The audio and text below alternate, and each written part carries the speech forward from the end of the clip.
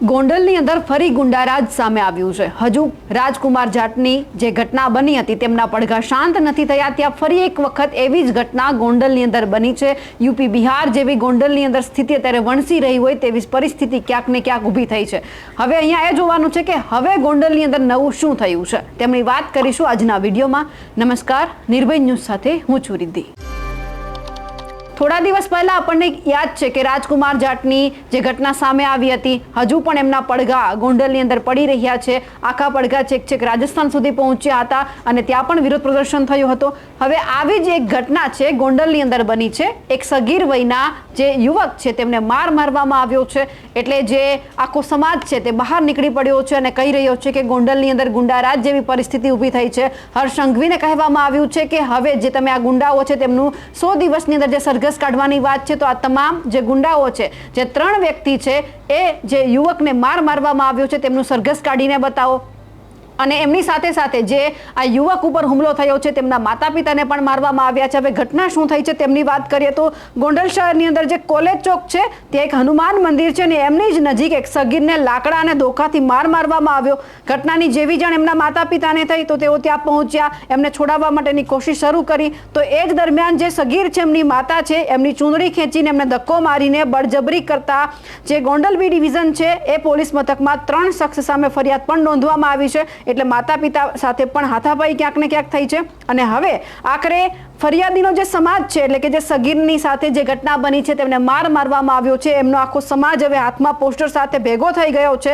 હર્ષભાઈ, આવા ગુંડાઓનું સરઘસ કાઢો। ગોંડલમાં ગુંડારાજ, ગોંડલમાં યુપી બિહાર જેવી અત્યારે સ્થિતિ વણસી રહી છે। જો કે આ પોલીસ ફરિયાદ નોંધવામાં આવી એ પછી સામેના પક્ષ દ્વારા પણ પોલીસ ફરિયાદ કરવામાં આવી છે અને સામેનો જે પોલીસ ફરિયાદ કરવામાં આવી છે તેમણે એવું કહ્યું છે કે મારો 13 વર્ષનો દીકરો છે એ કોલેજ ચોક પાસે હતો ત્યારે 2 સગીરે ઝઘડો કરી એમનો જે પ્રાઇવેટ પાર્ટ છે ત્યાં ઢીકા પાટું પણ માર્યા છે। સામે ફરિયાદ નોંધવામાં આવી છે પણ હવે આખરે ગોંડલની અંદર ક્યાં સુધી આ જ રીતનું ગુંડારાજ જોવા મળવાનું છે તે પણ સવાલ છે। કારણ કે રાજકુમાર જાટની જે ઘટના હજુ પણ આખા ગુજરાતમાં પડઘા પાડી રહી છે તેવી જ ઘટના અહીંયા બની છે। એટલે કે હવે પાટીદાર સમાજે આવેદનપત્ર પણ આપ્યું છે। સૌથી પહેલા તો સગીરના પિતા શું કહી રહ્યા છે તે પણ સાંભળીએ અને પાટીદાર આગેવાનોએ શું માંગ કરી છે આખી ઘટના ઉપર તે પણ સાંભળીએ।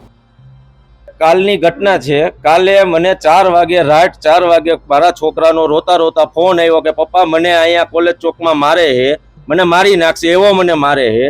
અને એ લોકોએ ફોનમાં ગાળાગાળી મને ઘણી કરેલી છે। એટલે હું ઘરેથી નીકળો, હું મારી વાઈફ અને મારો ભત્રીજો અમે 3 જણા ફટાફટ કોલેજ ચોકે હનુમાનજીના મંદિરે ગયા। મારા છોકરાને બહુ મારેલ છે।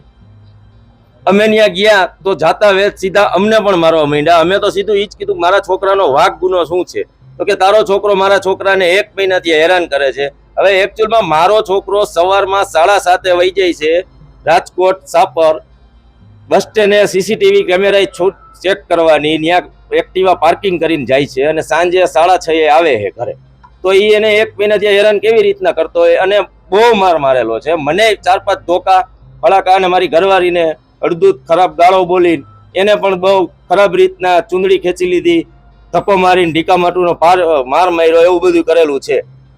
આજે આવેદનપત્ર આપવામાં આવ્યું છે? હા, આજે આવેદનપત્ર આપવામાં એ જ આવ્યું છે કે અમને ન્યાય મળે, ધરપકડ થાય અને જાહેરમાં સરઘસ કાઢે। અને આ ન્યાય ન મળે તો કાલ અમે એસપી કચેરીએ જાઉં, કલેક્ટર ગાંધીનગર જાઉં। કાલે જે યુવકને માર મારીને જે ઘટના બની છે અને એના પિતાશ્રી અને જે વાત કરી એ પ્રમાણે જે કંઈ કૃત્ય થયું છે એ બહુ ખોટું કામ થયું છે। અને આ જે કોઈ ગંભીર આરોપી છે એનું નામ અને વિગત સાથે બધી વિગતો છે એ આ મામલતદાર કચેરી આપેલ છે। આ આરોપીઓનું કડકમાં કડક કાર્યવાહી થાય અને આનું સરઘસ નીકળે, જાહેરમાં સરભરા થાય, જેથી કરીને કોઈ પણ લુખા તત્વો છે એ આવી રીતના ધોકા લઈને ગામમાં ન રખડે અને કોઈ રીતે આવી રીતના કોઈ હિંમત ન કરે કે જેથી કરીને કોઈ નિર્દોષ યુવાનનો ભોગ ન લેવાય। તે માટે કડકમાં કડક કાર્યવાહી થાય એવી માંગ છે। ફટાફટ ધરપકડ થાય અને જે કાંઈ કલમો ઉમેરાતી હોય અને આને કડકમાં કડક કાર્યવાહી કરી દાખલારૂપ સજા થાય, જેથી કરીને આવનારા સમયમાં કોઈ પણ લુખા તત્વો છે એ ધોકો ઉપાડવાની હિંમત ન કરે અને ગામમાં કોઈ લઈને ફરી એવી હાલત ન થાય તેના માટેની માંગ છે। અને એની સંપૂર્ણ તૈયારી કરે અને તંત્રનો સાથ સહકાર આમાં પૂરો મળશે એવી હું આશા રાખું છું।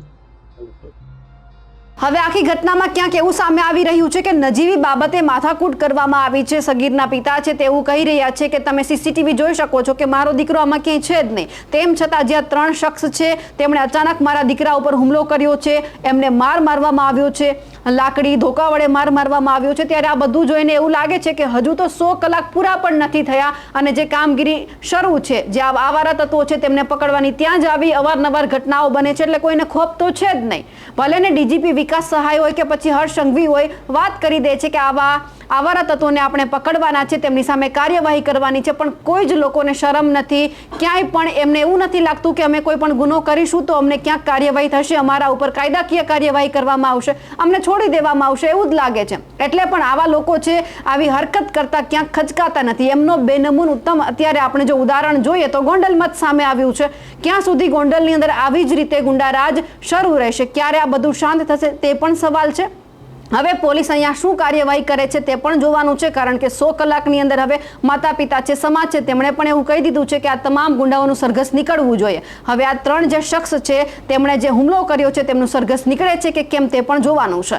અમારા અહેવાલને લઈને આપનું શું કહેવું છે કમેન્ટ કરીને ચોક્કસથી જણાવજો. સાથે જ અમારી નિર્ભય ન્યૂઝ ચેનલને લાઇક, શેર અને સબસ્ક્રાઇબ કરવાનું ભૂલશો નહીં. નમસ્કાર.